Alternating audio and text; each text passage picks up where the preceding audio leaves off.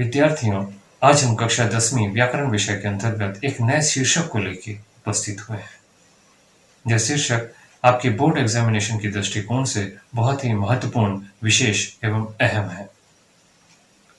इस शीर्षक को समझने में आपको हमारा आज का यह वीडियो बहुत ही मदद करने वाला है। जहां तक हो सके आप इस वीडियो को पूरी तरह समझने की कोशिश करें ताकि आपको ज़्यादा से ज़्यादा अंक आपके एनुअल एग्जामिनेशंस में प्राप्त हो सके। इसी उम्मीद के साथ आज हम शुरुआत करते हैं हमारे इस नए शीर्षक से संबंधित वीडियो की।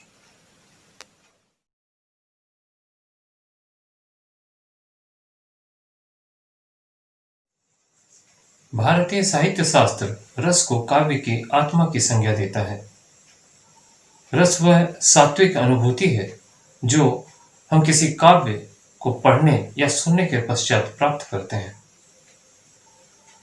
रस की विभिन्न विद्वानों ने विभिन्न परिभाषाएं दी हैं। विभिन्न भाषाविदों ने रस का विस्तृत विवेचन किया है, लेकिन हम साधारण तौर पर यदि रस को समझने की कोशिश करें तो उससे संबंधित कुछ विभिन्न तथ्यों को जानना हमारे लिए आवश्यक हो जाएगा। तो आइए सबसे पहले हम इस रस शब्द की वास्तविकता को समझने की कोशिश करते हैं। इसके बाद हम इसकी साहित्यिक परिभाषाओं को विधिवत रूप से जानने की कोशिश करेंगे। बचपन से ही आप सभी विद्यार्थियों ने कविताओं का पठन पाठन किया है। इन कविताओं को कुछ विशेषताओं के कारण पद्य भी कहा जाता है। इन विशेषताओं में विशेषकर जब इनमें एक शब्द की आवृत्ति बार बार होती है या फिर तुक वाले शब्दों का समावेश होता है। इन तुक वाले शब्दों को इंग्लिश में हम राइमिंग वर्ड्स भी कहते हैं, जिसकी वजह से इन कविताओं को याद करने में या कंठस्थ करने में हमें आसानी होती है। कई बार आपने इन कविताओं को याद कर अपनी कक्षाओं में भी सुनाया होगा। इन कविताओं की विशेषताएं जब बृहद आकार में या बृहद स्वरूप में हमारे सामने आती हैं, तब हम उन्हें नियमबद्ध रचना के आधार पर हमें से इसका आकलन करने लगते हैं। इन नियमबद्ध तरीके से लिखी गई कविताओं को, जिनमें कुछ मात्राओं की विशेषताएं होती हैं, जिनमें पहली पंक्तियों में कुछ मात्राएं और अंतिम पंक्तियों में कुछ गिनी चुनी मात्राएं, तो इस तरीके से गिनी हुई मात्राओं के आधार पर जब पंक्तियों का विवेचन किया जाता है या फिर वर्णों के आधार पर इन कविताओं का जब विवेचन किया जाता है, तब हम उसे छंदगत कविताएं कहते हैं। अर्थात इसे छंद युक्त कविताएं यदि कही जाए तब भी इसमें कोई अतिशयोक्ति की बात नहीं होगी। इस प्रकार छंद भी दो प्रकार के होते हैं। जो कि मात्राओं पर आधारित होते हैं उन्हें मात्रिक छंद कहते हैं, और जो वर्ण पर आधारित होते हैं उन्हें वर्णिक छंद कहते हैं। इन छंदों से हटकर कुछ विशेषताएं कविताओं की और भी होती हैं। इन कविताओं में जब किसी वर्ण की आवृत्ति बार बार होने लगती है या फिर किसी शब्द की आवृत्ति बार बार होने लगती है, तो उस कविता में या पद्य में कुछ चमत्कार उत्पन्न हो जाता है। इन शब्दों के द्वारा या वर्णों के द्वारा जो चमत्कार उत्पन्न होता है उसे हम अलंकार कहते हैं। इन अलंकारों की भी दो प्रकार इसलिए माने गए हैं। जब शब्द के द्वारा चमत्कार होता है तब उसे शब्दालंकार, और जब अर्थ के द्वारा चमत्कार होता है तब उसे अर्थालंकार कहा जाता है। इस तरह अलंकार काव्य की शोभा बढ़ाने वाले तत्व हैं। इन अलंकारों का समावेश होने से काव्य की आकर्षणीयता बढ़ जाती है। इन काव्यों को जब हम किसी के द्वारा सुनते हैं या स्वयं इसका पठन या पाठन करते हैं, तो जिस आनंद की अनुभूति करते हैं वही रस है। इस तरह यदि हम किसी नाटक का मंचन देखते हैं और उस नाटक में हो रहे दृश्य को देखकर हमारे मन में आनंद की अनुभूति होती है, तब भी वो आनंद रस ही है। इस तरीके से इस आनंद को दो भागों में विभाजित किया गया है। अर्थात ये आनंद लौकिक और अलौकिक दो प्रकार का आनंद है। लौकिक आनंद वह आनंद है जिसको हम प्रत्यक्ष रूप से अनुभूत करते हैं, मतलब हमारे सामने कुछ घटता है या फिर हम उसका पठन पाठन करते हैं या किसी से काव्य को सुनते हैं या किसी नाटक के दृश्य को देख रहे हैं, जो कुछ भी हमारे सामने प्रत्यक्ष रूप में घटित होता है, हम उससे जो आनंद प्राप्त करते हैं वही लौकिक आनंद है। लेकिन अलौकिक आनंद वह आनंद है जो हम जैसे ईश्वर की भक्ति करते हैं तो ईश्वर की भक्ति हमारे अपने मन से, अंतर मन से हुई उस आनंद की अनुभूति है। अतः यह आनंद अलौकिक आनंद होगा। मतलब एक प्रकार से यह आनंद यदि लौकिक हो या अलौकिक हो, दोनों प्रकार से ही आनंद की अनुभूति करना रस को दर्शाता है। इस तरह हमने आपके समक्ष 3 प्रमुख तथ्यों की बातें की। आइए उसे भी एक बार दोहरा लेते हैं।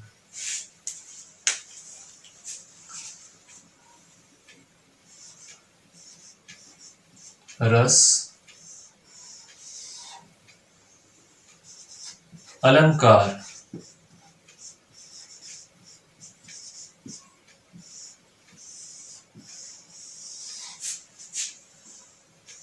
एवं छंद। इस तरह ये तीनों की मौजूदगी का होना हमारे लिए एक विशेष तथ्य को उजागर करता है। वह विशेष तथ्य है काव्य रचना के आवश्यक अंग। आप यदि इसे ध्यान से देखें तो आपके सामने यह बात तीनों रूप में सामने दिख रही है।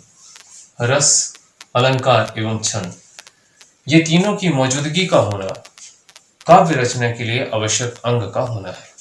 अर्थात यदि हम किसी काव्य की रचना की बात कर रहे हैं तो इन काव्यों में रस, अलंकार एवं छंद, इन तीनों से काव्य का एक सुनियोजित तरीके से निर्माण संभव है। तो इस तरह हमने जाना कि एक काव्य के लिए आवश्यक अंग क्या होते हैं। आज हमारा शीर्षक रस से संबंधित है। यह शीर्षक इसी काव्य रचना का एक अंग है। तो आइए हम शुरुआत करते हैं रस का विस्तार पूर्वक वर्णन।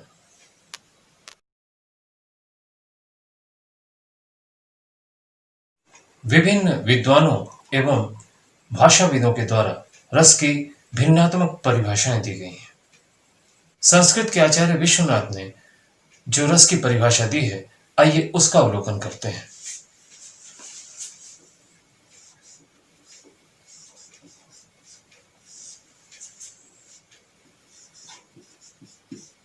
आचार्य विश्वनाथ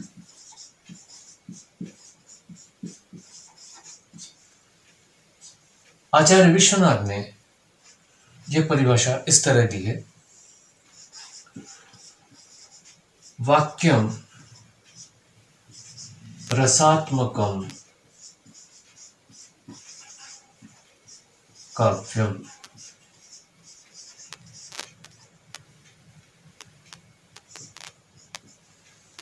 अर्थात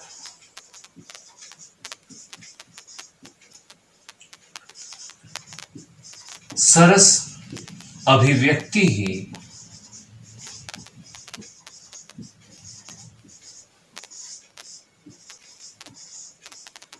काव्य है।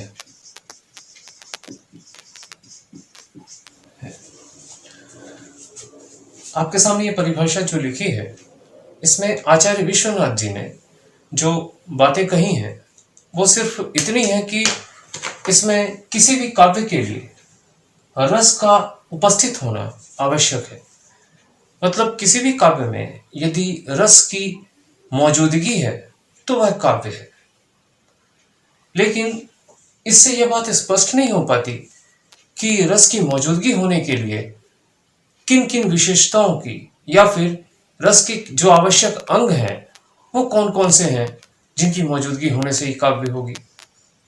तो इस बात को हम पूरी तरीके से समझने के लिए हम एक दूसरी परिभाषा हम लेने की कोशिश करेंगे जो कि आचार्य भरत के द्वारा दी गई है। यह परिभाषा वास्तविकता में देखा जाए तो यह परिभाषा रस की पूरी तरह व्याख्या नहीं करता है, क्योंकि यह रस का सूत्र मात्र है। आइए इस परिभाषा को लिख करके समझने की कोशिश करते हैं। आचार्य भरत, उन्होंने जो परिभाषा दी, वास्तविकता में यह एक सूत्र है। आइए हम उसे देखते हैं। उन्होंने जो परिभाषा दी थी वह तत्र विभावानुभाव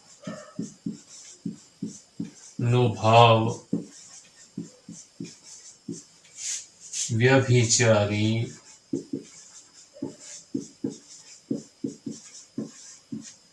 संयोगा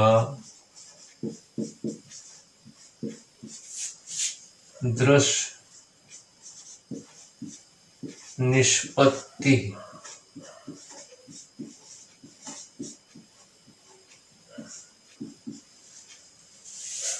अर्थात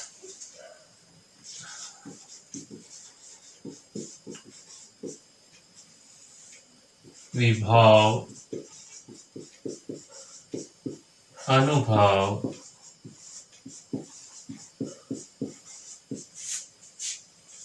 एवं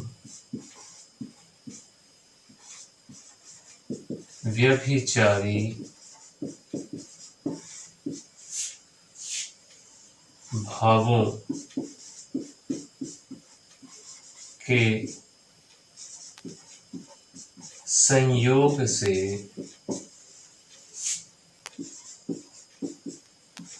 रस की निष्पत्ति होती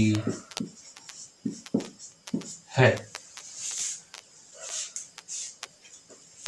ये थी पूरी परिभाषा जो कि सूत्र के रूप में उन्होंने लिखी थी।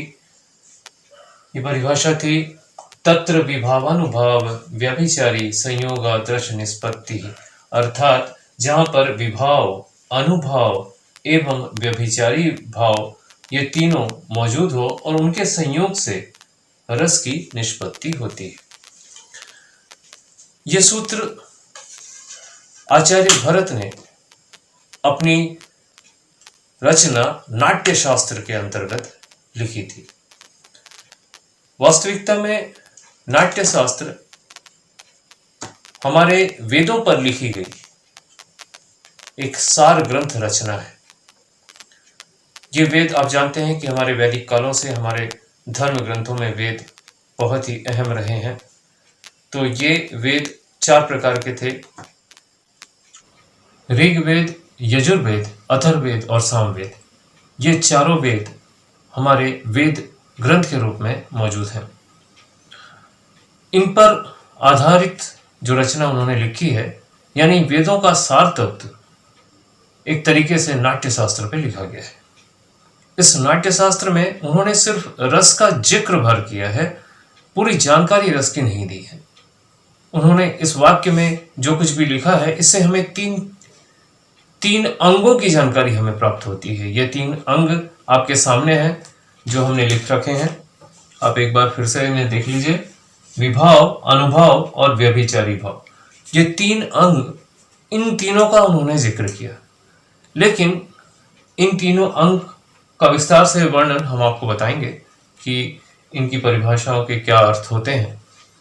साथ ही साथ आप यह भी जानने की कोशिश कीजिए कि हमारे पास में अभिनव गुप्त, जो कि बाद में उन्होंने रस को विस्तार पूर्वक वर्णित करके इस बात की पुष्टि की है कि हमारे इन तीनों के अलावा भी एक भाव ऐसा भाव है जो मनुष्य के मन के भीतर सुप्तावस्था में या सोई हुई अवस्था में रहता है।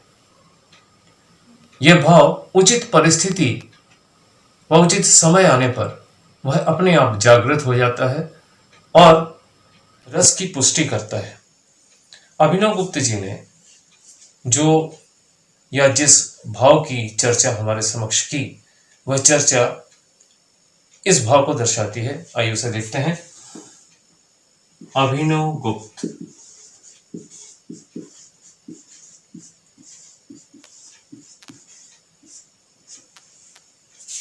उन्होंने जिस भाव की चर्चा की थी वह भाव था स्थायी भाव। इस तरह उन्होंने बताया कि हमारे समक्ष सिर्फ ये तीन विभाव, अनुभव और व्यभिचारी भाव होने से रस की पुष्टि नहीं होती। कुछ भाव ऐसे होते हैं जो मन में पहले से ही विद्यमान रहते हैं और उचित अवस्था आने पर वह उसकी सामने जागृता स्पष्ट कर देते हैं। तो यही चीज है यहाँ पर जो स्थायी भाव यहाँ पर लिखा हुआ है। अब एक तरीके से देखा जाए तो विभाव, अनुभव, व्यभिचारी भाव एवं स्थायी भाव, यही चारों हमारे रस के वास्तविक अंग भी हैं। तो आइए हम रस के अंगों की चर्चा विस्तार पूर्वक समझने की कोशिश करेंगे ताकि इस रस शब्द से पूरी तरह हमारी जो शंकाएं हैं वो मिट सके।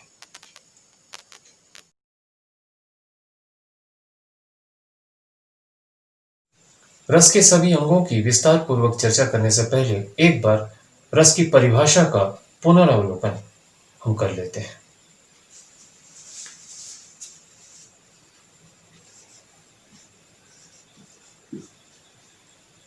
रस शब्द का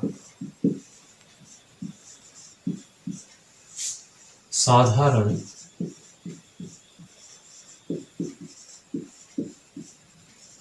अर्थ है आनंद।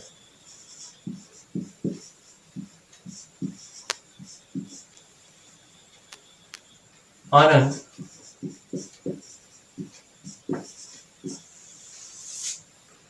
लौकिक एवं अलौकिक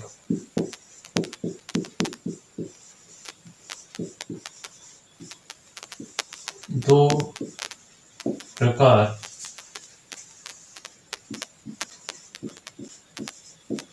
का हो सकता है। साहित्य शास्त्र के अंतर्गत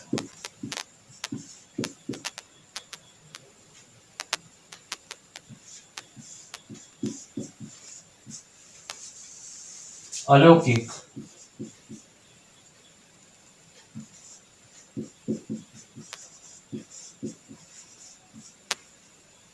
अथवा लोकोत्तर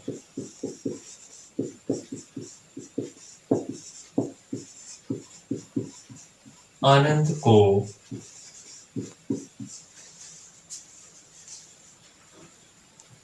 रस का पर्यायवाची माना गया है। रस साहित्य एवं काव्य का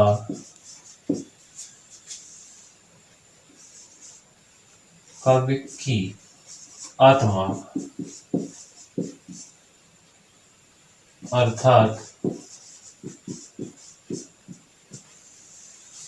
प्राण तत्व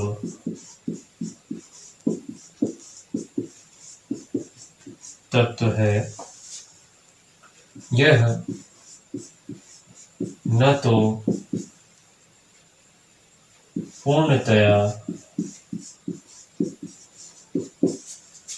लौकिक है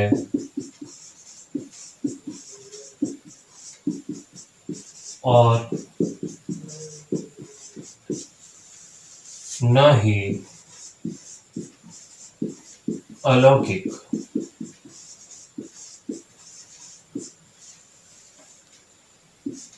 यह भावों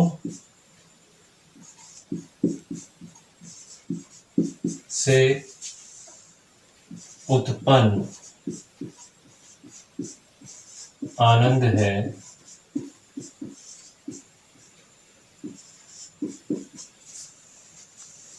अतः यह भावनात्मक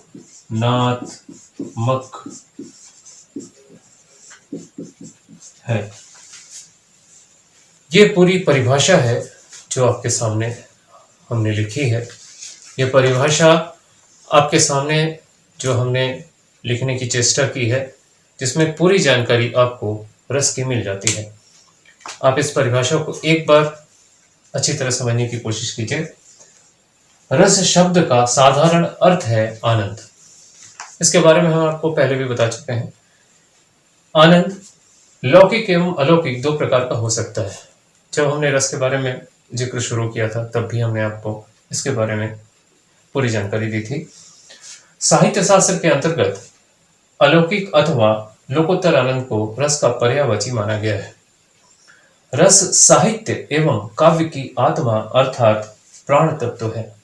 यह न तो पूर्णतया लौकिक है और न ही अलौकिक। यह भावों से उत्पन्न आनंद है, अतः यह भावनात्मक है। जो वाक्य हमने अंत में लिखा है, यह वाक्य भावनात्मक तत्व को उजागर करता है, यानी कि रस के जितने भी अंग हैं वो सब भाव से संबंधित है। अर्थात यदि कहें कि रस के अंग ही भाव है तो इसमें कोई शंका वाली बात नहीं है। तो आइए हम रस के इन सभी भावों को एक के बाद एक पूरी तरीके से जानने व समझने की कोशिश करेंगे इनकी परिभाषाओं के साथ में। रस का पहला अंग है विभाव। आइए हम इसकी परिभाषा को समझ लेते हैं।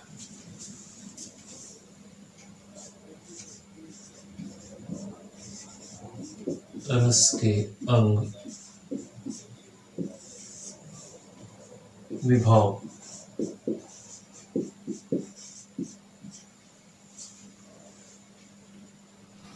रसानुभूति। रसानुभूति के कारण को विभाव कहते हैं।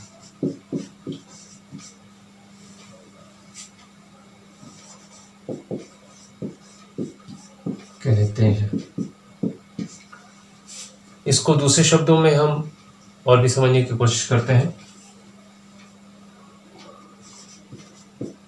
सहृदय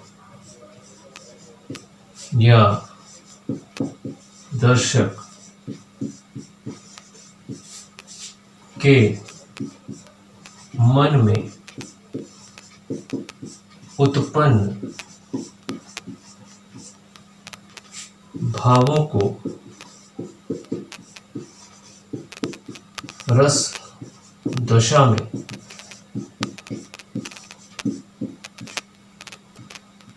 परिवर्तित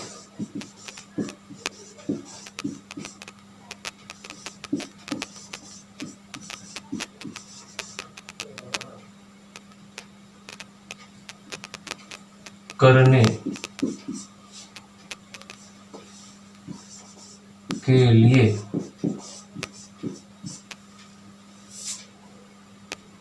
जो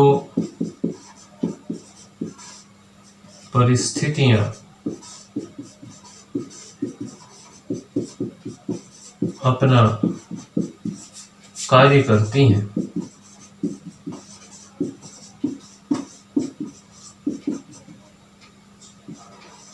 वे विभाव कहलाती हैं। इस तरीके से ये परिभाषा आपके सामने हमने लिखी है। इसको आप समझ सकते हैं कि इसमें रसानुभूति के कारण को विभाव कहते हैं। ये एक साधारण सी बात है कि रस की अनुभूति होती है तो उसके पीछे जो कारण है वह विभाव है। सहृदय या दर्शक के मन में, सहृदय वह है जिसके मन में भाव उत्पन्न होता है, उसे हम सहृदय या दर्शक कह सकते हैं। तो उसके मन में उत्पन्न भावों की जो दशा में परिवर्तित करने के लिए जो परिस्थिति अपना कार्य करती हैं, मतलब उसके मन में भाव जो उत्पन्न हुआ है उसको रस दशा में परिवर्तित करने के लिए जो परिस्थितियां काम कर रही हैं वही विभाव है। इस विभाव के दो प्रकार माने गए हैं, तो आइए उसे भी हम देख लेते हैं।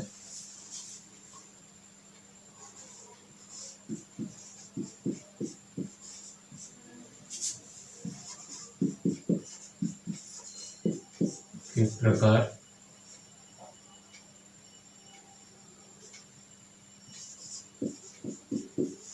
आलंबन एवं उद्दीपन, ये दो प्रकार हैं विभाव के। आइए आलंबन विभाव को भी हम संक्षिप्त रूप में समझ लेते हैं। आलंबन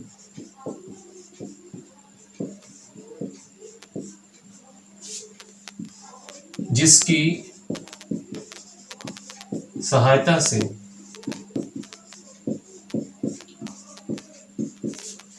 स्थायी भाव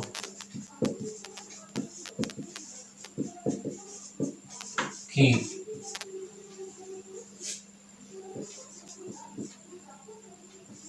जागृति हो, उसे आलंबन कहते हैं।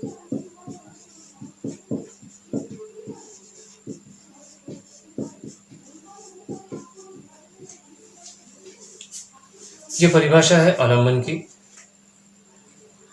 मतलब आपके मन में जो सुप्तावस्था में जो भाव रहते हैं, पहले से विद्यमान रहते हैं और परिस्थितियों को देख करके ये जागृत हो जाते हैं, तो इसे हम आलंबन विभाव कहते हैं। अब आइए दूसरा वाला जो है उद्दीपन, हम उसे भी देख लेते हैं। उद्दीपन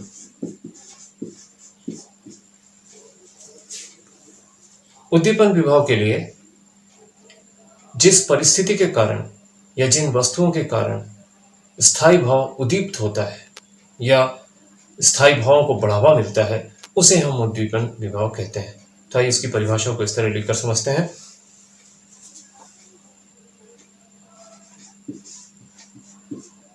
जिन परिस्थितियों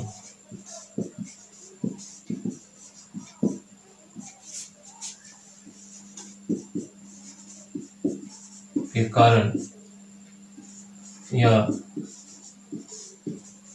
जिन वस्तुओं के कारण स्थायी भाव उद्दीप्त होता है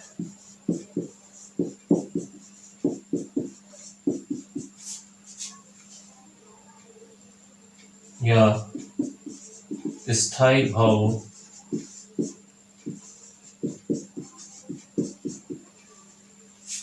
को बढ़ावा मिलता है,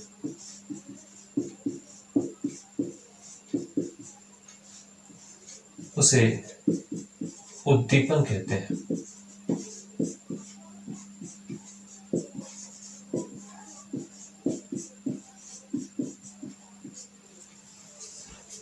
ये उद्दीपन विभाव की पूरी परिभाषा हमने आपके समक्ष लिखी। अब हम इसकी चर्चा जब पूरे रस के सभी प्रकार हम बताएंगे तो उस वक्त इसकी चर्चा विस्तार से हम करेंगे। इस तरीके से हमने विभाव की दो परिभाषाएं आपके समक्ष लिखी हैं, जिनमें आप देख सकते हैं कि जिसकी सहायता से स्थायी भाव जागृत हो उसे आलंबन कहते हैं। तो इस आलंबन को भी हम दो रूप में समझते हैं। यह आलंबन आश्रय आलंबन भी है। यह आश्रय आलंबन इसलिए है क्योंकि जिसके मन में भावना की जागृति होती है, अर्थात वह व्यक्ति जिसके मन में यह भाव जगते हैं, उसे हम आश्रय कहेंगे।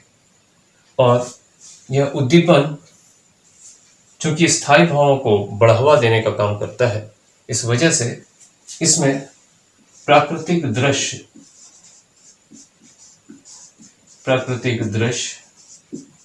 या फिर कोई सुहावना वातावरण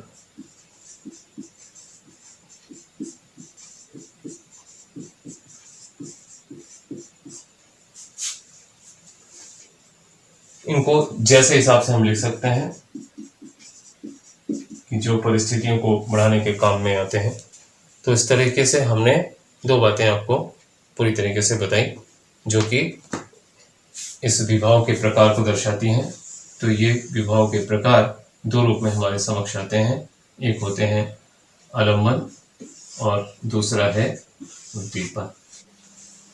इस प्रकार हमने रस की पूरी विस्तृत जानकारी आपके सामने रखने की कोशिश की है।